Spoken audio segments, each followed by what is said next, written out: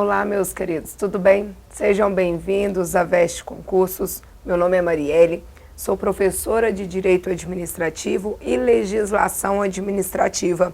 Nesse curso de hoje, nós iremos trabalhar a Lei de Processo Administrativo, que é a Lei 9784 de 1999.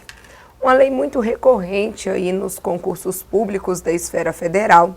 É uma lei que traz várias informações importantes, embora seja uma lei pequena, não é difícil entendê-la, mas tem muita informação importante que nós temos que ficar atentos para não errar no dia da prova. Então nós iremos trabalhar essa lei com bastante detalhes, com bastante tranquilidade, para garantir que você não erre mais nenhuma questão relacionada a processo administrativo. Tudo bem? Bom, vamos lá então começar. Mas antes de falarmos especificamente do texto da Lei 9784, nós temos que entender o que é processo administrativo e, além disso, nós temos que ver quais são os princípios que se aplicam a este processo. Primeiro, processo administrativo é a forma que a administração tem para exteriorizar os seus atos, para exteriorizar os atos administrativos praticados dentro da administração. Quando eu te falo em agente público, agente administrativo, vocês sabem que os agentes públicos, eles praticam atos administrativos. Tudo aquilo que o agente público realiza no exercício de função pública é considerado um ato administrativo. E estes atos administrativos, eles precisam ser documentados pela administração. Eles necessitam ter uma forma. A administração, ela precisa ter arquivado em documentos tudo aquilo que é feito pelo agente público. E então, a exteriorização do ato administrativo é por meio do que nós chamamos de processo administrativo. Processo é condição de forma dos atos administrativos. E não esqueçam essa frase, porque ela é muito importante. Processo, então, é condição de forma dos atos administrativos. Por exemplo, se eu quero saber o que aconteceu em um processo licitatório, em uma licitação, há 20 anos, eu só consigo saber o que aconteceu porque a administração, ela colocou isso em um processo. Ela colocou todos os atos licitatórios, ela exteriorizou todos os atos licitatórios em um processo. E aí arquivou esse processo. Então, tudo o que a administração pratica hoje, tudo aquilo que é necessário, que é importante, ela deverá fazer por meio de processo. Não esqueçam, processo é a condição de forma dos atos administrativos. Além disso, o processo também, ele é um instrumento que serve de defesa, tanto para os servidores que atuam hoje dentro da administração, quanto para os próprios administrados. Aí sim, aqui, nessa segunda situação, vem aquela ideia que eu tenho de processo. Porque sempre que eu penso em processo, a gente pensa de um lado, alguém que está processando outra pessoa. Dentro da administração, não. Processo é a forma de exteriorização dos atos administrativos. No entanto, o processo ele também serve como um instrumento de defesa. Por exemplo, se a administração ela vai aplicar uma penalidade ao seu servidor, ela só poderá fazê-lo após o trâmite de um processo administrativo disciplinar. Se um administrado, qualquer do povo, quer ter conhecimento de alguma informação que a administração tenha, é por meio de um processo administrativo. Se eu, então, administrada, sinto que a administração praticou algo que me prejudicou, eu irei reclamar isso por meio de um processo administrativo. Além disso, o processo administrativo, como eu falei com vocês, que a administração, ela guarda tudo, ela arquiva tudo o que é feito, toda a história da administração em processo. Significa, então, que é por meio dos processos que o povo, o titular do direito, consegue exercer o seu poder de fiscalizar aquilo que está sendo feito hoje dentro da administração. Ora, os processos administrativos, então, eles contam toda a história da administração. eles contam tudo o que ocorre dentro da administração.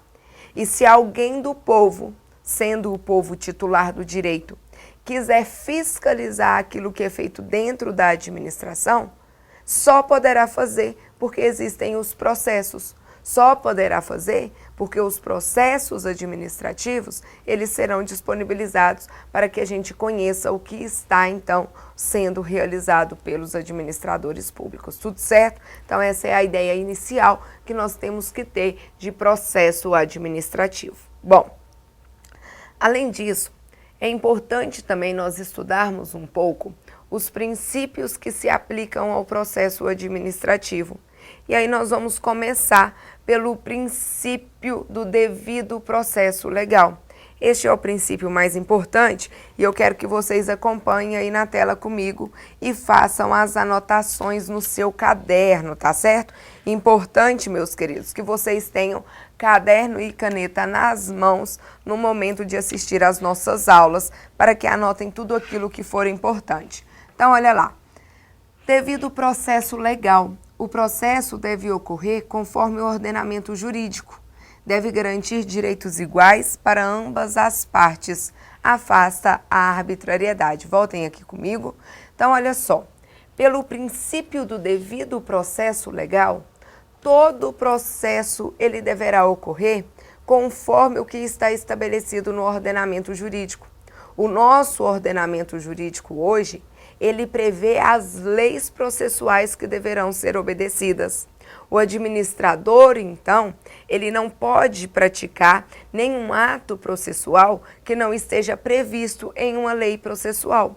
Por que que deve seguir a lei processual? Ora, porque estas leis processuais, elas trazem os procedimentos, elas trazem as etapas a serem realizadas pela administração. Então, o nosso ordenamento jurídico, ele faz a previsão de leis processuais. E estas leis processuais contêm os procedimentos, as etapas que deverão ser seguidas pela administração no momento de conduzir um processo administrativo. Além disso, pelo princípio do devido processo legal, e aí como a gente já fala, é um devido processo legal, ou seja, é um processo em que as partes obrigatoriamente terão direitos iguais. O processo ele é legal, ele é fundamentado em lei, ele é baseado em lei. E a lei garante direitos iguais para as partes daquele processo.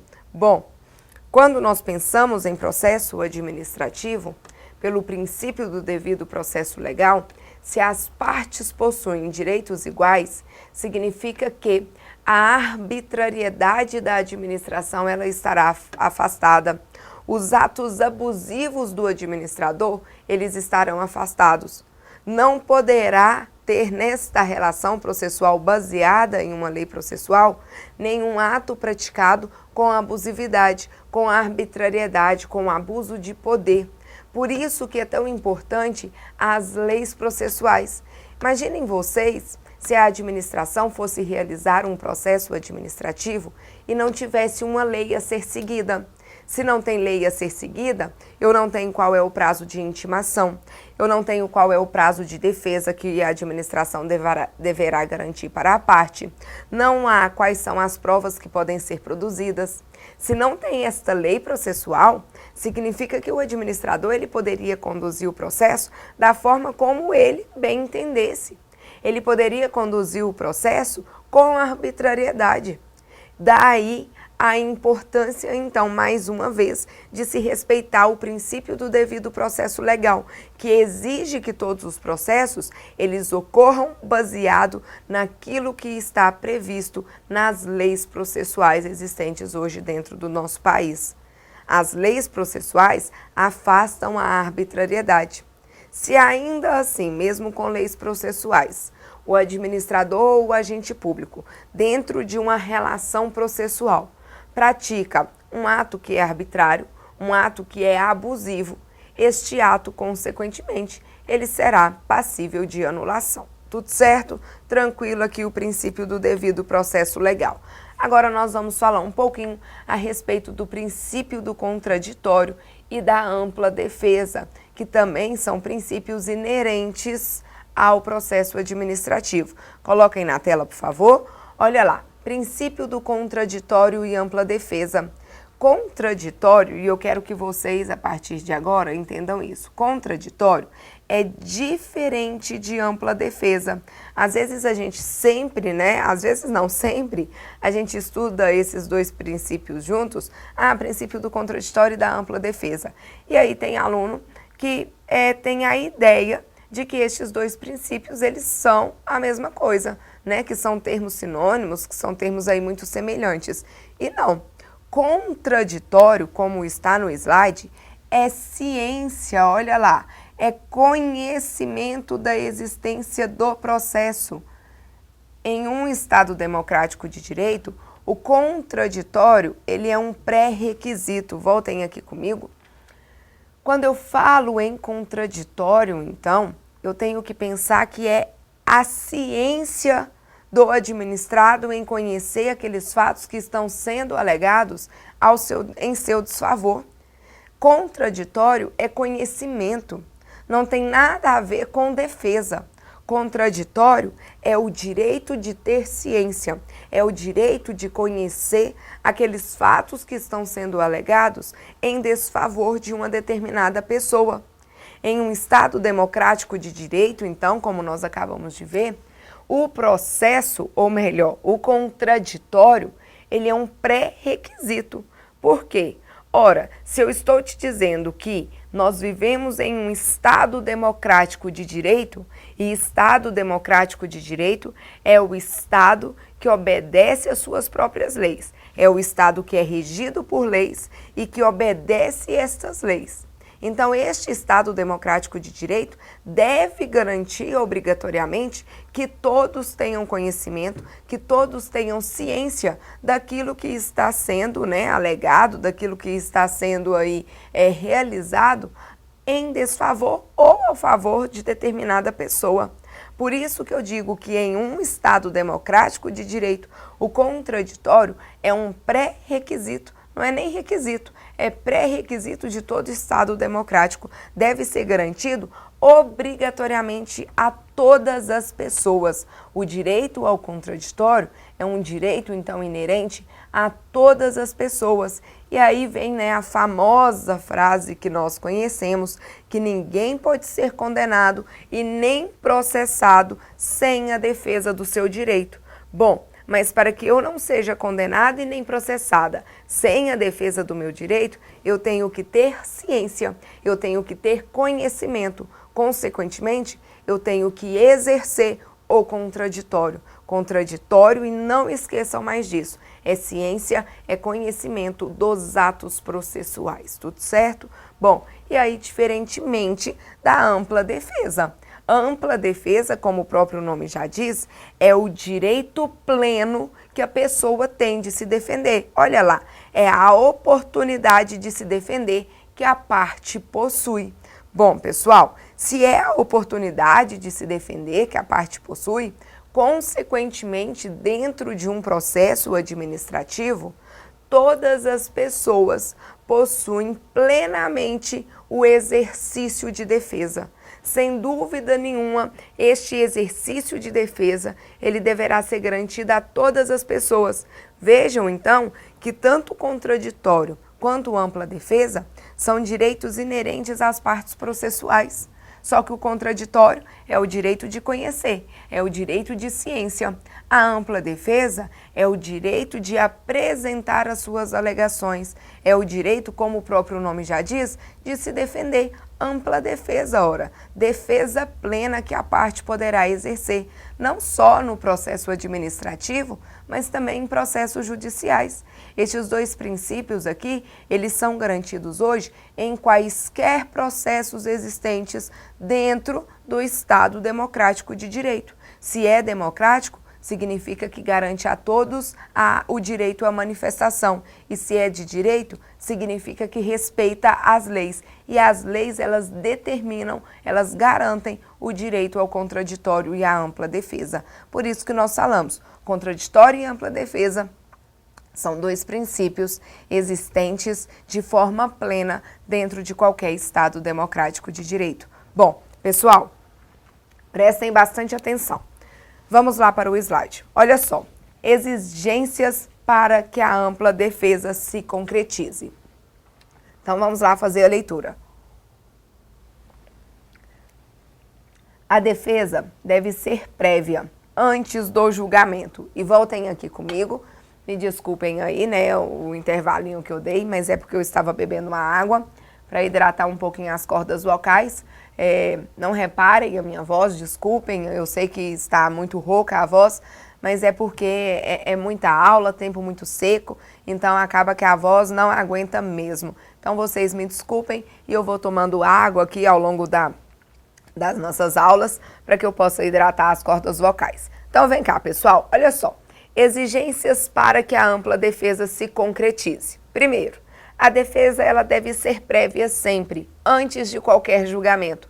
Ora, de nada adiantaria eu garantir ampla defesa dentro de um processo administrativo se ela fosse garantida após o julgamento da administração.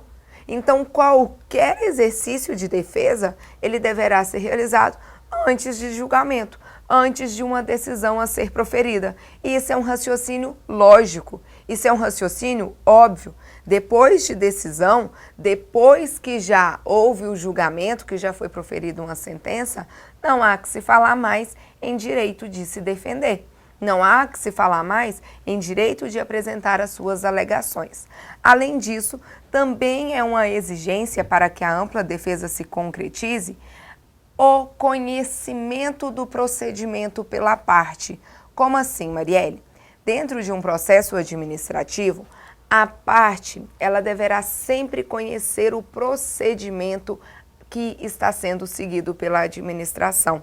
Então vamos lá agora com tranquilidade, com bastante calma. Existem várias leis processuais. Claro, olha aí, é o segundo requisito aí da tela de vocês. A parte deve conhecer o procedimento. Voltem aqui comigo. Então vem cá com bastante tranquilidade agora. Existem várias leis processuais. Nós vamos ver a Lei 9784, que é a lei geral. É a lei que se aplica em âmbito federal a praticamente todos os processos administrativos. No entanto, quando determinada situação tem lei específica de processo, aquela lei é que deverá ser aplicada. Existem, então, situações que já existe procedimento previsto em outras leis, que não a Lei de Processo Geral, que é a Lei 9784. Então, quando há leis específicas, a administração deverá seguir os procedimentos dessas leis específicas.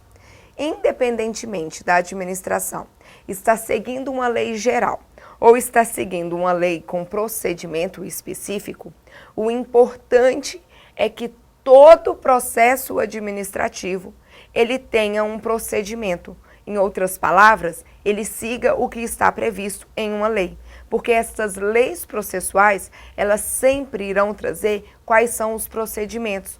Qual é o prazo de defesa, como que deverá ser a intimação, como que serão apresentadas as alegações, qual é o prazo de recurso, qual é a possibilidade, se há o direito ou não de reconsideração, sempre vai haver, né, o direito de reconsideração, mas então as leis processuais é que vão fazer a previsão destes procedimentos.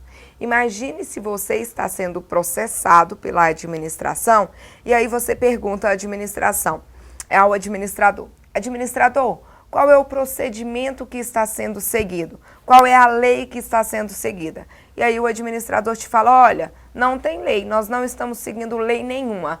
Como assim? Como que você vai saber o seu exercício de defesa, o prazo para exercer sua defesa, o prazo para apresentar as suas provas, o prazo de recurso? Para quem que será destinado aquele recurso? Qual é a autoridade competente para julgá-lo? Imaginem vocês se a administração resolve conduzir processos administrativos sem se basear em um procedimento previsto em uma lei. Então, independente de se é uma lei geral ou uma lei específica, o administrador, quando instaurar um processo administrativo, sempre e obrigatoriamente deverá seguir um procedimento previsto em uma lei, seja na Lei Geral 9784, seja em lei específica, mas que deve seguir procedimento, deve. Procedimento é o que garante ao administrado que está sendo processado saber quais serão as etapas daquele processo. Ora, se eu estou sendo processada sem um procedimento específico e pré-determinado, eu não sei nem quais serão as sanções que poderão ser aplicadas a mim ao final daquele processo. Então, por isso que eu coloquei aqui, a parte sempre e obrigatoriamente, ela deverá conhecer o procedimento que está sendo seguido dentro daquele processo administrativo.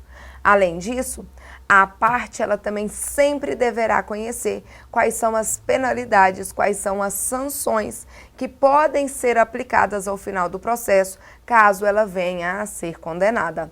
Penas e sanções sempre deverão estar pré-estabelecidas. A autoridade administrativa, ao final do processo, ela também não pode definir no final quais serão as penas aplicadas. Não, devem estar sempre e obrigatoriamente previamente previstas nas leis processuais. Tudo certo, meus queridos? Bom, e aí coloquem aí o slide, por favor. Eu deixei uma observação importante.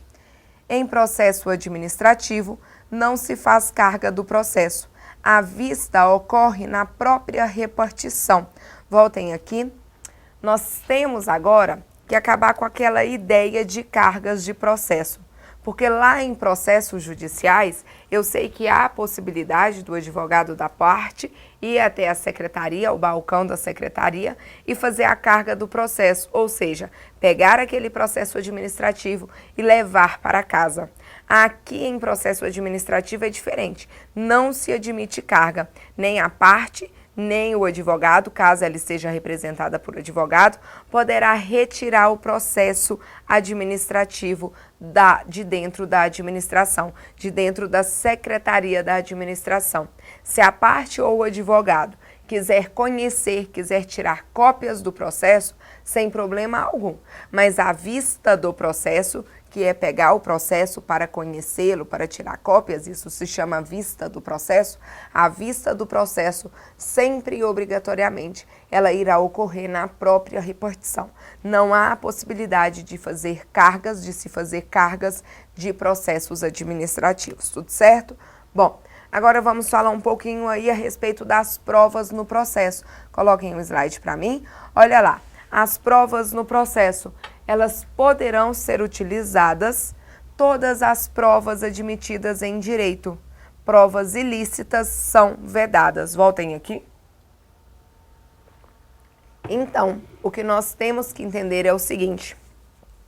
Dentro dos processos administrativos, toda e qualquer prova admitida em direito, ela será possível de ser produzida, será passível de produção dentro de um processo administrativo. O que não se admite aqui são as provas ilícitas. Essas não. Aquelas provas decorrentes de meios ilícitos são proibidas. Por exemplo, uma escuta telefônica. Uma escuta telefônica é uma prova ilícita. A administração ou o administrado não poderá utilizar essa prova dentro de um processo. No entanto, existe uma observação importante. A administração e nem o administrado podem utilizar como prova. No entanto, podem utilizar esta prova ilícita como meio de investigação para a administração. A administração não pode colocá-la dentro de um processo administrativo como meio probatório, mas pode utilizá-la como investigação, como um início ali investigatório de algo que esteja ocorrendo dentro da administração. Temos que ficar atento a isso, tá certo? Bom, ainda dentro do processo administrativo, nós temos que lembrar da defesa técnica. O que é a defesa técnica? É a defesa realizada por advogado. Quando eu falo defesa técnica, é a defesa realizada por advogados. E dentro de um processo administrativo, não se exige defesa técnica. Não é que é proibido. Caso a parte queira estar acompanhada de um advogado, isso é perfeitamente possível. Possível e até viável. Por quê? Ora, porque o advogado, ele sabe, ele tem o conhecimento técnico para conduzir as etapas daquele processo, para realizar todos os atos que são necessários dentro daquele processo. Então, eu diria que é até viável a presença de um advogado junto à parte dentro de um processo administrativo, mas não é obrigatório. Se a parte quiser realizar todos os atos processuais sozinha, ela poderá fazer, porque a súmula vinculante número 5 do Supremo Tribunal Federal nos garante isso. Então, voltem lá no slide, olha só. Defesa técnica. No processo administrativo, a presença do advogado, e olha lá, ela é facultativa, mas a administração deve viabilizar a sua presença, pois o advogado contribui com a regularidade do processo. Súmula vinculante número 5. Se é súmula vinculante, né, pessoal, não há nem a necessidade de colocar aí que é uma súmula do STF. Eu sei que toda súmula vinculante, ela é do STF. Só o Supremo Tribunal Federal tem a competência hoje para editar súmulas que são vinculantes. Os outros tribunais, a gente sabe que pode editar súmula sim, mas vinculante não. Então, se você vê súmula vinculante, automaticamente já sabe que é do STF. Beleza. Então, olha só, no processo administrativo, a presença do advogado ela é facultativa, mas a administração deve viabilizar a sua presença, ou seja, a administração ela não pode causar empecilhos nenhum à presença do advogado. Sempre que a parte quiser estar acompanhada de advogado, a administração tem que aceitar e tem até que facilitar. Por quê? Como eu li aqui para vocês, o advogado ele contribui com a regularidade do processo. Ele sabe exatamente como que os atos processuais eles deverão ser realizados. Beleza? Então é isso aí que a gente tem que saber dentro do direito, né, do administrado estar acompanhado ou não de um advogado. Este instituto aí é o que nós chamamos de defesa técnica. É a defesa realizada por um profissional da área. Bom, beleza. Voltem lá no slide. Direito de recurso e direito de petição. Estes dois direitos aqui, tanto o direito de recurso quanto o direito de petição, eles são inerentes ao princípio da ampla defesa que nós acabamos de ver. Bom, e aí olha só. Quando eu falo em direito de recurso ou direito de petição, eu tenho que entender que são dois recursos, são dois direitos inerentes às partes processuais. Direito de petição é o direito de pedir e de obter uma resposta por parte da administração em relação a qualquer informação, a qualquer dado. Se é, por exemplo, um servidor público, ele tem o direito de conhecer todas aquelas informações que estão detidas na administração e que dizem respeito à sua vida funcional. Então, para que ele tenha o direito de conhecer seus direitos que estão ali junto com a administração, ele vai exercer o seu direito de petição. Direito de petição, então, significa, é o direito que eu tenho de pedir e de obter uma resposta da administração em relação a qualquer informação que me interesse, que seja relacionada à minha vida pessoal ou até mesmo à minha vida funcional, se eu sou uma servidora. E o direito de recurso é o direito, então, de interpor recursos após decisões insatisfatórias da administração, se eu sou parte em um processo administrativo. E aí a autoridade competente, ela profere uma decisão que é insatisfatória aos meus interesses, eu terei o direito, então, de interpor recurso, solicitando o quê? Solicitando, ora, que aquela decisão ela seja modificada de acordo com aquilo que eu entendo legal, que eu entendo legítimo e aquilo que me é conveniente. Então, tanto o direito de petição quanto o direito de recurso são dois direitos inerentes aí à ampla defesa. Bom, além disso, quando eu falo de direito de recurso, este direito ele independe de previsão legal. O que significa isso? Não há a necessidade do recurso estar previsto em lei.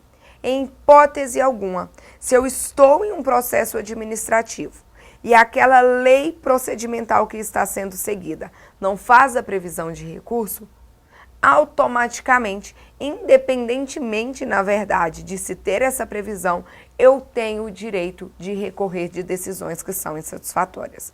Tudo certo? Bom, nós vamos encerrar esta aula por aqui. Já já nós daremos continuidade. Eu aguardo vocês. Obrigada e até mais.